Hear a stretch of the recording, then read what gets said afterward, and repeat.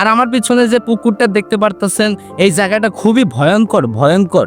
এখানে আমরা আশেপাশে মানুষকে জিজ্ঞেলাম, তারা বলতেছে যে এই জায়গায় আত্মা থাকে, কিন্তু আমরা তো এইসব আত্মা তাত্তা বিশ্বাস করি না। তারপরেও আমরা যখন এই জায়গায় ঢুকলাম, একটু শরীরের ভিতরে কেমন জানি দুর্বলতা আর কি ফিল হলো।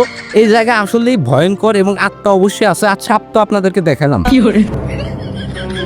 সত্যি এই জায়গাটা অনেক ভয়ঙ্কর, এখানে এক মুহূর্তে থাকা যাচ্ছে না। আর গাইজ, ওইখান থেকে আসার পরে আমাদের এখন ভালো লাগতেছে, দেখতে পারতেছেন আমরা হাঁপিয়ে গিয়েছি, কেননা ওই জায়গাটা আসলেই অনেক খারাপ জায়গা, ভয়ঙ্কর আত্মা থাকে। আর বন্ধুরা, এখন আমরা যেখানে আছি সেটা হচ্ছে একটা ইটের ভাটা। আর আপনারা দেখতে পারতেছেন এটা একটা ইটের ভাটা।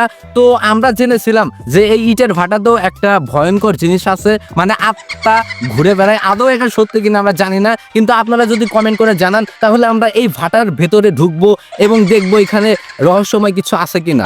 এই সেই ইটের ভাতা, এখানে ইটের বদলে মানুষ পুকুরে নৌতো এবং এখানে ভূত থাকতেই পারে। আর আজকের ভিডিওটা এই পর্যন্ত। যদি ভালো লাগে অবশ্যই একটা লাইক করবেন এবং কমেন্টে আপনাদের মতামত জানান। আল্লাহ হাফেজ।